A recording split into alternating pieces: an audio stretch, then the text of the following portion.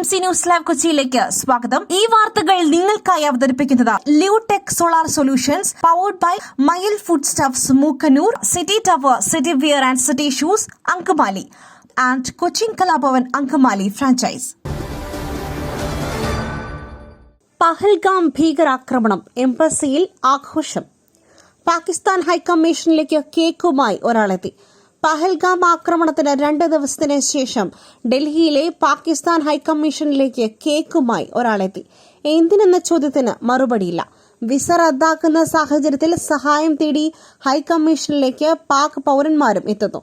Cake എത്തിച്ചത് പാക് ഉദ്യോഗസ്ഥരുടെ ആഘോഷങ്ങൾക്കോ എന്ന ചോദ്യവും പ്രസക്തമാണ്. തുടർന്ന് ഓഫീസിന് മുൻപിൽ നാടകീയ സംഭവങ്ങൾ അരങ്ങേറി. ആക്രമണത്തിൽ നടുങ്ങിപ്പോയി. ലോകരാജ്യങ്ങൾ ഇതിൽ മൌനം പാലിക്കരുത്. പഹൽഗാം ആക്രമണത്തിൽ ഇന്ത്യയ്ക്കൊപ്പമെന്ന് കാനഡ. ജമ്മു കാശ്മീരിലെ പഹൽഗാമിൽ വിനോദസഞ്ചാരികൾക്ക് നേരെ നടന്ന ഭീകരാക്രമണത്തെ അപലപിച്ച് കാനഡ. ആക്രമണം മനുഷ്യരാശിക്കും വിശ്വാസത്തിനുമെതിരായ കിരാതമായ ആക്രമണമെന്ന് കാനഡ പ്രതികരിച്ചു. ബുദ്ധിശൂന്യവും ക്രൂരവുമായ ഈ ആക്രമണത്തിൽ നടുങ്ങിയെന്ന് കനേഡിയൻ പ്രധാനമന്ത്രി മാർക്ക് കാർണി എക്സിൽ കുറിച്ചു. ആക്രമണത്തിൽ കൊല്ലപ്പെട്ടവരും പരിക്കേറ്റവരും സാധാരണക്കാരും വിനോദസഞ്ചാരികളുമാണെന്നും ഇരകളുടെ കുടുംബങ്ങളുടെ ദുഃഖത്തിൽ പങ്കുചേരുന്നുവെന്നും അദ്ദേഹം കൂട്ടിച്ചേർത്തു. ആക്രമണത്തെ കാനഡ ശക്തമായി അപലപിക്കുന്നതായും അദ്ദേഹം എക്സിൽ എഴുതി. മടങ്ങിയെത്തിയതിൽ ആശ്വാസം. ആശുപത്രിയിൽ നിന്നും ക്യാമ്പിലേക്ക് മാറ്റുന്നതിനിടെ രക്ഷപ്പെടുകയായിരുന്നു ജെയിൻ കുര്യൻ. മടങ്ങിയെത്തിയതിൽ ആശ്വാസമെന്ന് റഷ്യൻ കൂലിപ്പട്ടാളത്തിൽ അകപ്പെട്ട് തിരിച്ചെത്തിയ തൃശൂർ സ്വദേശി ജെയിൻ കുര്യൻ. രേഖകൾ കൈവശമുണ്ടായിരുന്നുവെന്നും റഷ്യയിലെ മലയാളി അസോസിയേഷൻ സഹായിച്ചുവെന്നും ജെയിൻ പറയുന്നു. ഇന്ത്യയിലേക്ക് ടിക്കറ്റ് എടുത്ത് നൽകിയതും മലയാളി അസോസിയേഷനാണെന്നും അദ്ദേഹം വ്യക്തമാക്കി. അച്ഛൻ അപ്പോൾ തന്നെ മരിച്ചെന്ന് എനിക്കുറപ്പായിരുന്നു. മക്കളുടെ നിലവിളി എന്നെ ഉണർത്തി. സഹോദരന്മാരെ പോലെ 2 കാശ്മീരി യുവാക്കൾ എന്നെ കാത്തു. ആരതി പറയുന്നു. പിതാവിനെ തീവ്രവാദികൾ കൺമുൻപിൽ വച്ച് വെടിവെച്ചു കൊന്നതിന്റെ നടുക്കം വിട്ടുമാറാതെ പഹൽഗാമിൽ കൊല്ലപ്പെട്ട മലയാളി രാമചന്ദ്രൻ നായരുടെ മകൾ ആരതി.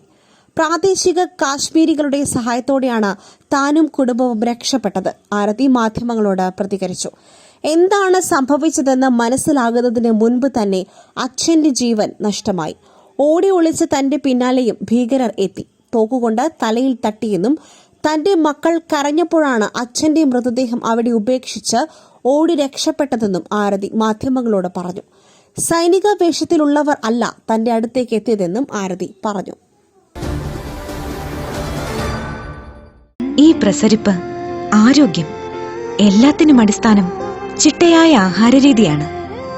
തിരഞ്ഞെടുത്ത നെല്ലിൽ നിന്നും പോഷക ഗുണങ്ങൾ നഷ്ടമാവാതെ തയ്യാറാക്കുന്ന അതിവിശിഷ്ടമായ മട്ടയരി, മയിൽ മട്ടയരി.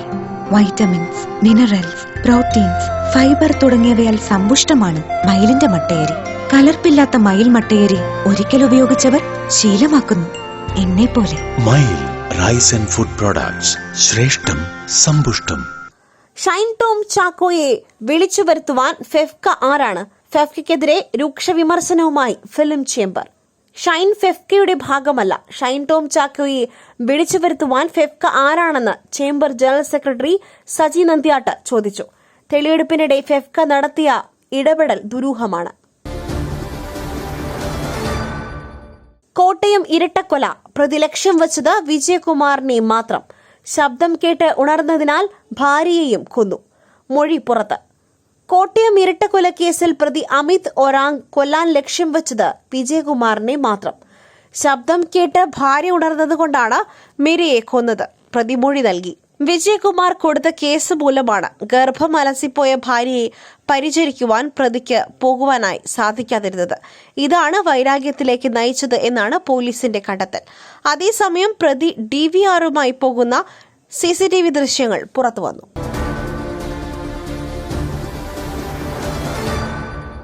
പഹൽഗാമിൽ ആക്രമണം, ഭീകരവാദികൾക്കും ഗൂഢാലോചന നടത്തിയവർക്കും സങ്കൽപ്പിക്കുവാൻ കഴിയാത്ത ശിക്ഷ നൽകും പ്രധാനമന്ത്രി നരേന്ദ്രമോദി.